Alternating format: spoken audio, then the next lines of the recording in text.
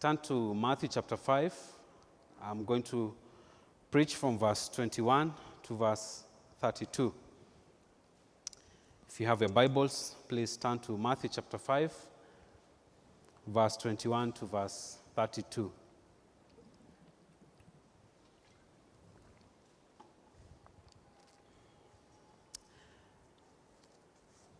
You have heard that it has been said by those of old time, "You shall not kill. And whoever shall kill shall be in danger of the judgment. But I say unto you, whoever is angry with his brother without a cause shall be in danger of the judgment. And whosoever shall say to his brother, Raka, shall be in danger of the council. But whosoever shall say, You fool, shall be in danger of hellfire. Therefore, if you bring your gift to the altar, and there remember that your brother has something against you, leave there your gift before the altar and go your way.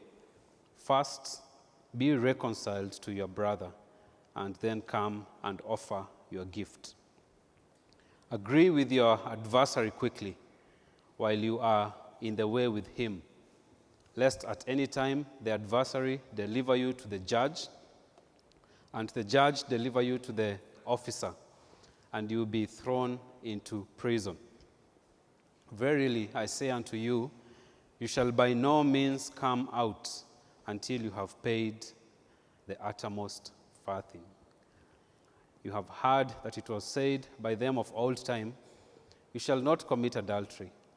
But I say unto you, that whosoever looks on a woman to lust after her has committed adultery with her already in his heart. And if your right eye offends you, pluck it out and cast it from you, for it is profitable for you that one of your members should perish, and not that your whole body should be cast into hell. And if your right hand offends you, cut it off and cast it from you, for it is profitable for you that one of your members should perish, and not that your whole body should be thrown into hell. It has been said, Whoever shall put away his wife, let him give her a writing of divorcement. But I say unto you, that whosoever shall put away his wife, except for the reason of fornication, causes her to commit adultery, and whosoever shall marry her that is divorced commits adultery. Our gracious and eternal Heavenly Father, this is your word. As we look at it today, we pray that it would have a free course in our heart and in our mind, that you would speak to us wondrous things out of your law. May you remind us of this precious truth and help us to store it in our heart so that we would not sin against you. We pray these things in Jesus' name. Jesus introduced his Sermon on the Mount, preaching to his disciples, where he talked about the participants and the particulars of his kingdom. He taught about the character of his disciples, the true meaning of happiness, and the eternal blessing that flows from a Christ-centered life. Such people influence the earth in a similar way that salt influences food. They have an effect in a dark world by being the light. And the end goal of all this, as we have seen in the past, is the glory of God. So let your light so shine before people that they may see your good works and glorify your Father who is in heaven. Jesus' teaching had authority, contrasted to the teachers of his day. And as a result of his refreshing presentation of God, his nature, his power, his character, his kingdom, some may have thought he came to abolish the Old Testament. He says, rather, that he came to fulfill it, for none of God's words shall fall to the ground. They shall not fall by the wayside. Everything he says shall be fulfilled. To see or enter that kingdom and experience this fulfillment, one must be righteous before God. And that cannot be earned by external appearances, like the Pharisees attempted to, but by a righteousness that comes from God, that flows from the heart, demonstrating a heart-filled obedience to the spirit of the law. The spirit of the law is what Jesus will start talking specifically about from verse 21. And he will give practical examples from God's law about this heart-filled obedience to the spirit of the law. With surgical precision, he distinguishes between the external observances of the letter of the law from the internal obedience of the spirit of the law. Today we'll see three of those areas: anger, adultery, and annulment. Annulment, adultery, and anger. Annulment, if you may, for the sake of my alliteration, stands for divorce. You have heard, verse 21. Your version may say, the ancients have said. This is the interpretation of God's law which you have heard and has been handed down over the years. But I say unto you. This is an authoritative I. God himself is speaking and says, I say unto you. Let me tell you what God's will and God's heart is. First of all, you shall not kill, verse 21. You shall not kill. That is the sixth commandment. What is required in the sixth commandment? Some people asked themselves in the past. What does this commandment require of you and me? The sixth commandment, which says you shall not kill or you shall not murder, requires all lawful endeavors to preserve our own life and the life of others. Everything lawfully possible to preserve life. Is there something forbidden in the sixth commandment? Absolutely.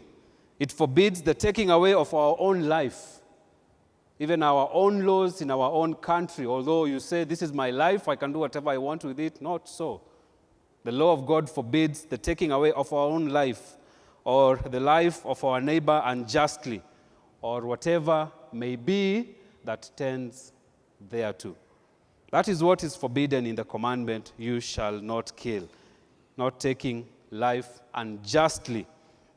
There are cases where life may be taken, such as in self-defense, in war, for example, in capital punishment, and so on.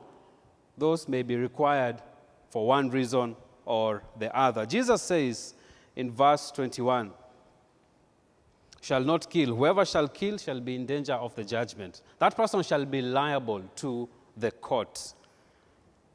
That's what has been said. But I say, a declarative statement. God says, Jesus spoke as one with authority. I say, if you are angry with your brother, and then here is the issue. Someone may say, I have never killed anyone. Maybe that's the letter of the law. What's the spirit of the law, Jesus says? There is a connection between anger and murder. The issue is anger. If you have been angry with your brother without a reason, for no good reason. Some versions of the Bible don't have without a cause or for any reason, but the point is not lost anyway. If you are angry, there are consequences. The consequences you see here is that you shall be in danger of the judgment. You shall be guilty before the court. Now you wonder, which court is this? You may see it as the high court, so to speak.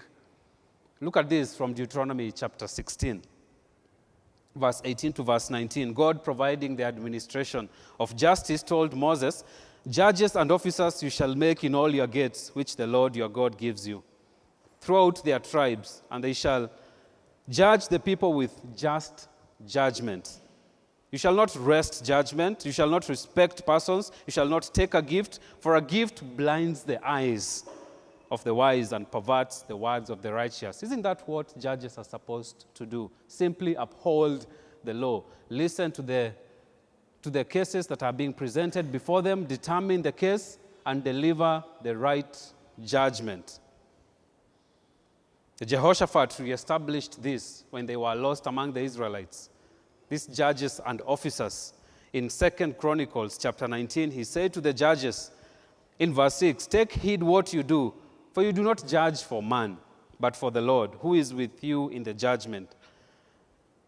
Therefore now, let the fear of the Lord be upon you. Take heed and do it, for there is no iniquity with the Lord our God. There is no respect of persons, there is no taking of gifts." Some judges may be bribed, but God is the just judge. He cannot be bribed. He doesn't take gifts. He doesn't pervert judgment. He delivers a just judgment. Whoever is angry with his brother shall be in danger of the judgment, shall be guilty before the court. Whoever shall say to his brother, "Raka," shall be in danger of the council. Jesus tells us in verse 22. What does that word mean? It means good for nothing. Remember when I was preaching recently, I said someone may use that as a verbal abuse. "Oh, you're good for nothing." That's what it means. Your version may even say empty-headed. Whoever shall say to their brother, to their friend, "You empty head." It was an Aramaic term of contempt. And thus it means to treat someone with contempt. Things that sometimes we take for granted. Jesus says that person shall be guilty, shall be danger of the council, shall be guilty before, if you may, the Supreme Court. And this was the highest council or court in the land, also called the Sanhedrin. We've looked at that in detail in the past. It was a Supreme Court in the Jewish religious system, comprising of 70 elite, prominent, and religious leaders. It gets even worse. Whoever shall say, "You fool," shall be in danger of hellfire. You fool, another word that you hear people abusing. It's abusing people with. Insulting his brother is what Jesus says. Whoever insults the brother, whoever calls them stupid, whoever calls them immoral, this person shall be in danger of hellfire. And you say, such a trivial thing, and you're in danger of hellfire. Yes, trivial to you, not trivial before God. Insults are the natural overflow of anger, isn't it? When people are angry with each other, they start trading insults. You see that with politicians. You see that with other people, not these people here, but you see that with other people. They start verbally abusing each other. Jesus says, be careful, you are in danger of hellfire. You shall stand before God's court. Never mind standing before the high court, the Supreme Court. Now this person is standing before the court of God himself and is liable to the hell of fire. That person shall be guilty enough to go into hellfire. There was an area near Jerusalem, which in Greek is called Gehenna, or in English, the Valley of Hinnom. Ezekiel translates it as the Valley of Slaughter. It's where people offered child sacrifices in the Old Testament, especially during the reigns of Manasseh and Ahaz. It was a horrible place. And because of pain and whipping and torture, that place became synonymous with eternal punishment. In Jesus' day, it was a garbage dumping site where there were fires that were constantly burning. And Jesus uses this idea when he talks about hell. It's one of the words that is translated as hell. Their fire is not quenched, Jesus will say. That was a vivid picture which people would see regularly every day. And Jesus used Gehenna as symbolic for hell. Verbally abusing is serious in God's eyes, even leading to eternal damnation. What then shall you do? What shall you do? Verse 23. If you bring your gift before the altar, and there remember that your brother has something against you. If you remember someone you are angry with, if you recall someone you treated with contempt, if your memory takes you back to someone you insulted, by what you said or by what you did, this is what this therefore is for in verse 23.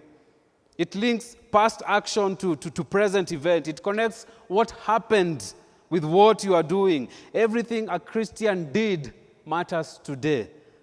And therefore, do what is right. Do what is just. Do what is fair. Your past words and deeds influence your present faith and life. If you're presenting your offering during worship, then God reminds you of someone who is angry with you. Leave it before. Leave it in front of. Leave it at the altar. Don't go with it. Purpose to give it. Purpose to finish your act of worship. Jesus is deliberate. Don't go with your gifts. You may go and change your mind. No, leave it there. You came to worship. That was the purpose why you came, isn't it? Then the Lord reminded you, you have offended someone. Make sure you finish the act of worship. So we read here in Matthew chapter 5 and verse 23, if your brother has something against you. In other words, you did something that offended him. What shall you do? Do not wait. Go and tell him. We read, Jesus will later say in Matthew chapter 18 and verse 15, if your brother shall trespass against you. In other words, he did something that offended you. Do not wait. Go and tell him his fault. Has something against you? Don't wait for him to come. You did something to them. Don't wait for them to come. Go and tell that person. Go and resolve the issue. If you're a couple sleeping at night and you are on the opposite sides of the bed, resolve that issue. Be the bigger woman. Be the bigger man. Turn around and say, I am sorry. I offended you. I was wrong. Or else you're going to fall off your bed while you're sleeping and break your neck because of your anger. Because you're sleeping on the edge of the bed. And you have all this, 6 by 6, 7 by 6, whatever size of bed that you have in your house. Just turn around and apologize and tell your husband or your wife the issue. Seek reconciliation. And when the issue is resolved, by the way, who will care whether the issue, who initiated the resolving of the issue? The point is the issue was resolved and your marriage is better and your family is stronger. So Jesus says, first be reconciled to your brother. That brother who has something against you. They may not accept your apology. They may not agree with your humble pursuit of forgiveness. But do it for the Lord's name, for your conscience sake, for your heart, and for your arm so that it doesn't break. Romans chapter 12 verse 18 says, if it be possible, as much as it lies in you, live peaceably with all men. Sometimes we think that is everyone outside there. No, even it's those people inside your house, inside your home. Romans chapter 13 verse 8 says, owe no man anything but to love one another. Let there be no debt except the continual debt of loving one another. And so Jesus says, pray for the reconciliation to happen at times when someone has refused to accept your apology. Pray for God to soften their heart and help yours. And then come and offer your gift. Do you remember why you left your gift? You left it before the altar. Come and present it. Because the problem was not with the offering. The problem was with the heart. With the heart. That's where the issue always is. Agree with your adversary quickly, verse 5. Make friends with your opponent at law. That is the adversary. Make friends with them. Settle the matter out of court. Make friends with your accuser. Settle matters quickly. In fact, while you are on the way, don't let the matter go to court. Keep short accounts. Those ones in the accounting and finance world know that. Keep short accounts, things run easier for you. Christians should not take each other to court, brothers and sisters. You say, you don't believe me? Read 1 Corinthians chapter 6, verse 1 to verse 8. You would rather be defrauded, the Bible says. You would rather be wronged and live the matter with God. Believers should settle matters between or among themselves and keep it out of court, thus avoiding prosecution, conviction, and imprisonment. And our hearts should be geared towards reconciliation. That is God's heart, to reconcile. That is to reconcile God and sinful people through Jesus Christ. That should also be our heart, reconciliation. If you do not settle matters quickly, Jesus says your opponent will hand you over to the judge will hand you over to the guard, and the guard will throw you into prison. And what will happen? You will not get out of there. The prison that is talked about here is a debtor's prison, a prison that was specific to those people who have refused to pay a certain amount that they owe someone. You will not get out of there until you have paid the entire amount. That may sound easier today, but it was harder then. Money was more scarce, still scarce. But it was not easier to just call someone and tell them, come and bail me out of prison. You had no money in prison. Today, in some prisons, you can actually be able to earn an income.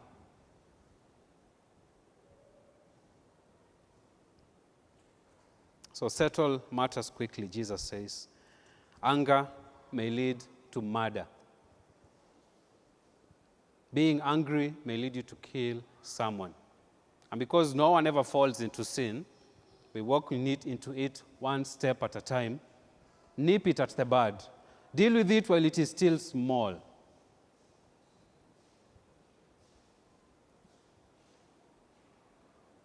There was this boy who was sentenced to die. And on the day of his execution, he said, some of you may have heard this, he said, I have one request. I want to see my mother. And that was a peculiar request. It was an unusual request. But it was his last dying wish. And his mother was brought. And he told his mother, I want to whisper something into your ear. And then he beat his mother's ear. And beat it so well that he pulled it out and spit it on the floor. Quite dramatic, isn't it?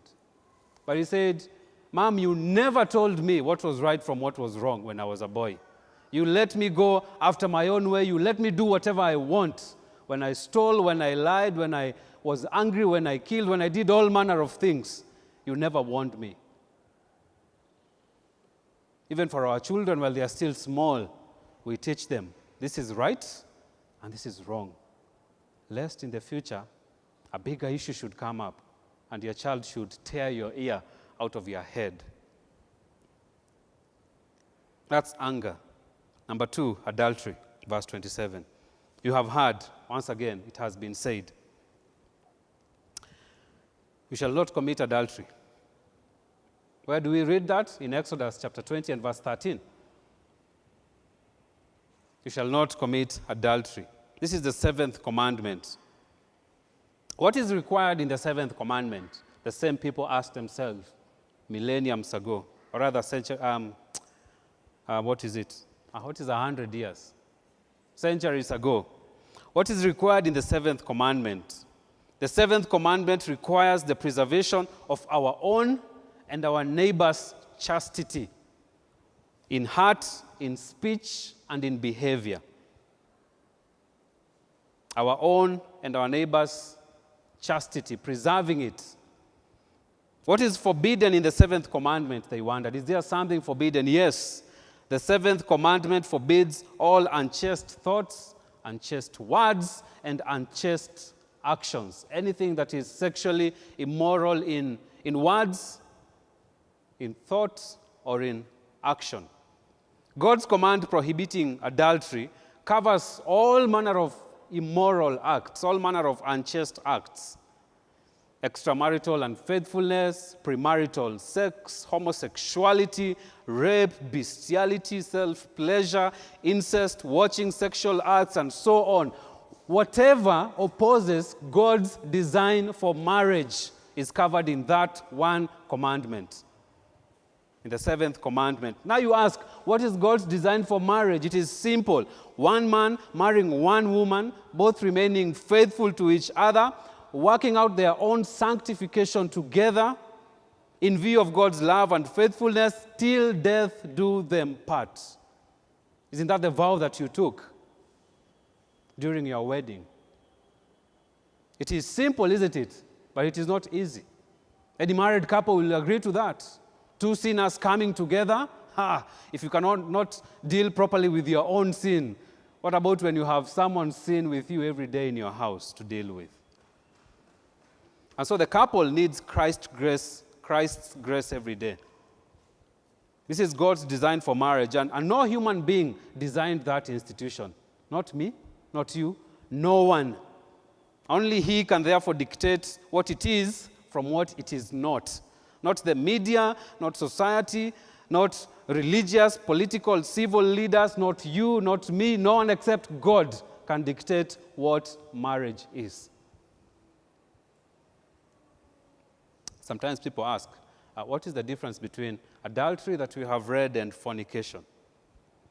It is as simple as adultery is sexual unfaithfulness in marriage, and fornication is sex between unmarried people. The faithful God expects faithfulness from those He made in His own image and likeness. So you have heard it has been said. Jesus says, I say unto you, listen to the person who is thinking, I have kept this commandment perfectly, by the way.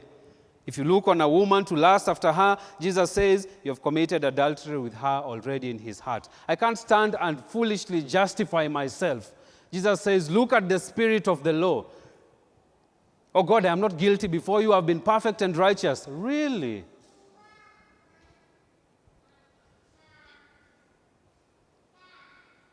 Verse 28. The issue is not looking, for eyes have no curtains. The issue is looking to lust. The problem is not external, the eyes. The problem is internal. It's the heart. The enemy is not out there. The enemy is in here, with you every moment. Adultery is a heart issue. It's not a pointing a finger issue. He made me do it. She made me do it. It made me do it. No. But how shall I know when I have looked to lust and committed adultery? How shall I know? By the words, by the thoughts, and by the actions that follow once you have looked, since God gave you eyes, and you have to see. It is by what follows after that. Let's take an illustration from the scriptures. Look at this. Number one, the source of sin. Okay? Matthew chapter 15 and verse 19. For out of the heart come evil thoughts. Evil thought number one, murder. As Jesus talked about that. Number two, adulteries, fornications, theft, false witness, slanders. So that's why no one can say, he, she, it made me do it. You did it because you wanted to. You did it because you liked to. You did it because you chose to do it. It's the source of sin. It's in the heart. Look at this, number two, the development of sin. James chapter 1, verse 14 to verse 15.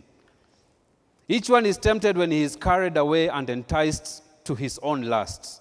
Then when lust has conceived, it gives birth to sin. And when sin is accomplished, what does it lead to? To death. Death is the natural consequence of sin. It is always the wages of sin.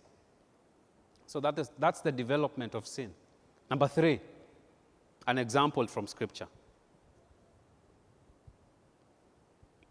A simple example, 2 Samuel chapter 11, verse 2 to verse 5. David arose from his bed and walked around on the roof of the king's house.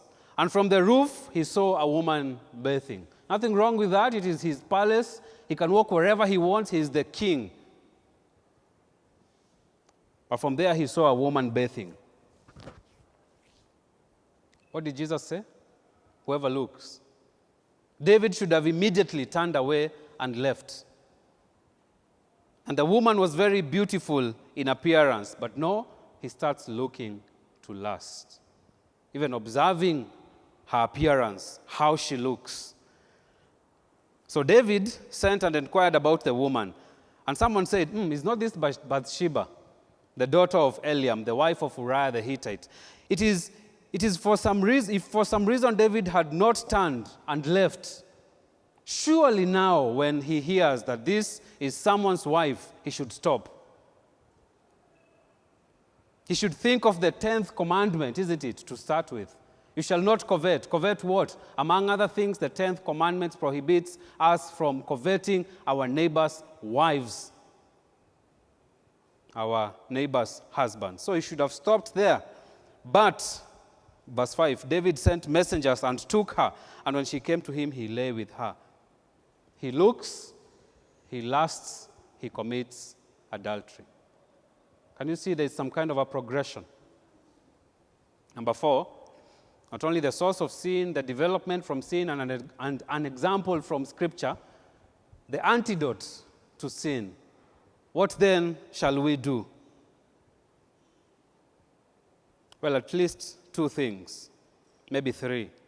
Job chapter 31 and verse 1, another well-known simple verse.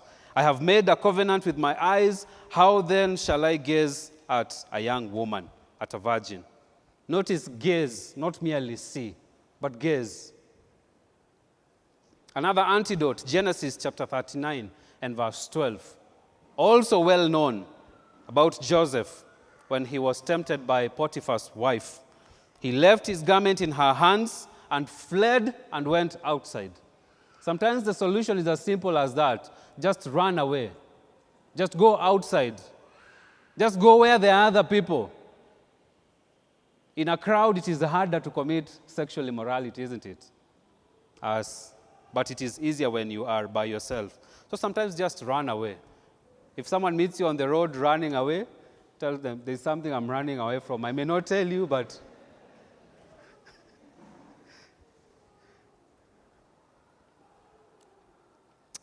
What remedy does Jesus give? It is similar to Job's, but especially Joseph's. Jesus says, take drastic measures. Take drastic measures. In the words of 1 Corinthians chapter 6 and verse 18, flee immorality. Every other sin a man commits is outside his body, but the immoral man sins against his own body. So Jesus says, hey, if your right eye offends you, just gouge it out. If your right hand offends you, cut it off. Drastic measures. If you do not check your lust, it will lead to actual physical adultery. As I said, no one falls into sexual sin. People walk into it one step at a time. And Jesus uses a hyperbole to bring this out. He does not mean that if you are blind or maimed, you cannot lust. After all, lust comes neither from the eye nor from the hand, but from the heart, doesn't it? But that everything that is a cause of temptation should be amputated. He's advocating for spiritual amputation. Radically, regardless of the cost. It doesn't matter. Later on, he will say it is better to enter into heaven maimed, without one hand, without one eye, than go into hell with your entire body intact. So amputate it radically, regardless of the cost. Otherwise, it will lead to sin, and sin will lead to death. For sin is always deadly. Here's the flow of thought. Someone may pridefully argue that they have earned merit before God because they have obeyed the law of God by never committing physical adultery. This is where we stopped last week in verse 20. Except your righteousness shall exceed the righteousness of the scribes and Pharisees, you shall in no way enter the kingdom of God. And someone may claim that they have observed all outward aspects of righteousness. That is merely seeking to earn righteousness externally. Jesus says adultery is an issue of the heart. If you think that you are counted righteous in God's eyes by your own efforts, learn from the Pharisees. They did not portray a right understanding of God's righteousness. Jesus explains even more. Verse 31. Third point, annulment. Anger, adultery, annulment, divorce. It has been said, whoever puts away his wife, let him give her a writing of divorcement. But I say, it has been said, this is in Deuteronomy chapter 24, verse 1 to verse 4. It says, when a man takes a wife and marries her, and it happens that she finds no favor in his eyes, because he has found some indecency in her, and he writes her a certificate of divorce and puts it in her hand, and sends her out of his house, and so on and so forth. You can read it on your own time. In Jesus' day, these Pharisaical rabbis were divided into two: the Hillel group and the Shammai group. Remember, at this time, the society was male-dominated, and only men could commence divorce. Only men could initiate annulment of a marriage. The Hillel group allowed divorce for basically any reason you can think of at all, that you're not happy with your wife, you can give her a divorce. All they required was that you issue her with a certificate of divorce. As long as a man did that, he was free from any obligation. That's just all. Just give her, here's a certificate, go. So the only condition, he was free from that woman. The other group, the Shammai group, required divorce only for marital unfaithfulness. They also did not prohibit marrying someone else after getting divorced. So 2 groups, 2 views. Jesus says in verse 32, whoever shall put away his wife except for the reason of fornication, and whoever shall marry her that is divorced commits adultery. Now here are 2 groups in Jesus' day with 2 views. There are always opposing views to things, aren't there? There are always differences of conviction. Even in modern day, right now, we are not all convinced of the same things. We even read the same Bible, but we come to different convictions about matters. Or at One Life Church, we say we have to baptize your child by immersion. But you may be sitting there and say, no, that's not necessary. The scriptures talk about if we sprinkle, that is enough. Aren't we reading the same scriptures? But at times we have different convictions of things. Today we have 2 views on divorce and marriage. First, there are Christians who advocate remarriage should divorce happen as a result of unchastity. Some people say that if a husband and a wife divorce, either of them can remarry if it was because of marital unfaithfulness. There are also Christians who believe in the permanence of marriage. Once married, it is until death do you part. If you separate, if you divorce, everyone must remain as they are. Otherwise, you will be committing adultery. And this both sobers up those getting married, and it leaves hope for restoration if divorce happens.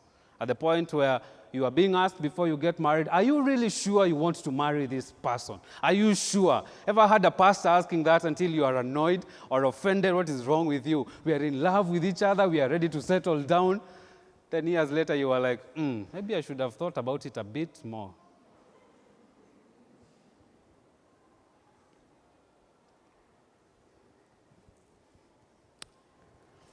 Sometimes people ask, Pastor, I'm tired of my wife. I'm tired of my husband. I think I made a mistake. My answer to that has always been, maybe you made a mistake. But God never makes mistake. Never. If He brought you 2 together, He is sure to keep you 2 together and to sustain you through all the difficulties of life. Furthermore, do you think marrying someone else will make it easier? You will be in the same place you are whatever number of years in marriage later. Because the problem is right there in the heart. So seek the Lord. Ask Him for grace, and He will help you. So if you're married, I say that, unless there is a life-threatening situation in your marriage and you feel we have to separate. So there are two positions in terms of remarriage and divorce today. Jesus states God's position. God's will is for marriage, is for the marriage covenant not to be broken. Later on, he will say in chapter 19 and verse 8, because of your hardness of heart, Matthew chapter 19, verse 8, Moses permitted you to divorce your wives, but from the beginning, it has not been this way. God permits it, not prescribes it. He allows it, not approves it, due to the hardness of our heart, not the happiness of God. God's heart is soft, and so should yours be. Moses conceded to it in order to protect the divorced woman, not to legitimize divorce. And this permission is only in one situation that Jesus states here. The word fornication there in Greek is porneia. Does it sound familiar? Yes, because of the pornographic industry. Because as one pastor recently said, we are living in a pornographic culture. That's a reality. It is harder to live out this command today because it's a culture that we are living in. Another pastor termed it as a sexual revolution. So where we are now in human history. It is unfortunate, it is hard, yet it is the reality. And this commandment couldn't be more applicable than it is today.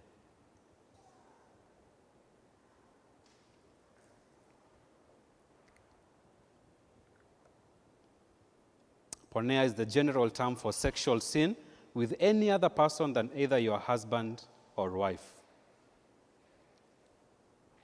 Someone may feel validly justified to leave his wife or her husband because they have been unfaithful. But if you were to examine yourself closer, you will come to the conclusion that you need to be more merciful. If you examine the words of Jesus closer, you will come to the conclusion that you need to be more gracious. Let me give you 5 reasons why, then I finish. Yes, you have been hurt by your husband or wife, but consider first, how has God treated you all the times you've been unfaithful to him? Does he always accept you? Does he always receive you back? Or does he forsake you? Think about all the times you've been unfaithful to God. Second, what is the heart of God concerning this matter of marriage and divorce? It is reconciliation and restoration. That is God's heart. That is God's purpose. That is God's intention. When God saved you, he didn't intend to divorce you at some point along your journey of salvation. He intended to bring you to heaven someday, and he will. We know that. Because every work he starts, he must finish.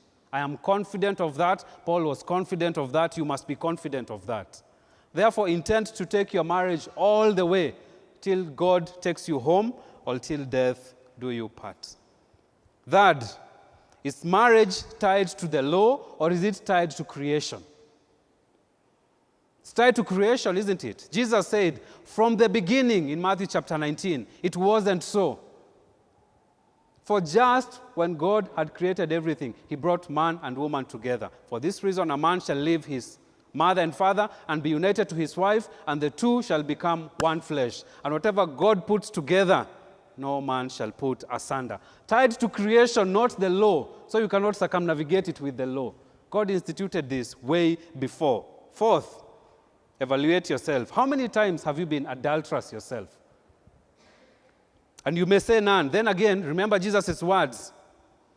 Have you looked at a man or a woman with lust? Then you've also committed adultery in your heart. And that leads you to be more gracious. Not to overlook the situation. I'm not trying to downplay the effect of adultery in marriage. No, neither does Jesus. But it is to evaluate yourself closely and wisely before you make a decision. You are not equally guiltless. It was not physical, but in God's eyes, it is adulterous. Fifth, what is the consequence of that separation if you do decide to separate or divorce? End of verse 32. Everyone who divorces his wife, except for the reason of unchastity, except for the cause of sexual immorality, except because of marital unfaithfulness, that person makes her to commit adultery. And whoever marries a divorced woman commits adultery. When you go home, read 1 Corinthians chapter 7, if you'd like to dig deeper into this issue. But there is no happy end to divorce. Is there? There is no happy end. There is no happy end. But there can be a happy end if restoration should be desired, prayed for, wanted, and hopefully achieved. There are millions of marriages that have survived this, and they are stronger today than they were in the past. Yours can also survive if it is at that point. And therefore, if your wife or husband is repentant and is willing to work on the issue, you can trust God for grace. You can. You can heal and forgive. Your marriage can be restored to even better glory than before. I'm not saying it is easy. It's a journey. Darrell, who was leading the service here, has studied counseling and has done counseling and is quite good at counseling. And so is Ari behind there, wife of Elder Dr. Jeff. They can tell you it is not easy, but it is possible by God's grace. You have heard that it has been said. So all manner of things pertaining anger, marriage, and divorce are said by well-meaning people. Media, celebrities, socialites, parents, friends, pastors, books, movies, and so on. None of these are authoritative. But I say, what Jesus says is authoritative. It is without error. It is without mistake. You can trust him. The way may be dark and dreary. The path may not be clear. The situation may seem impossible, but not to him. He restored your life, didn't he? He can also restore your marriage. So whose report will you believe? What has been said or what Jesus says?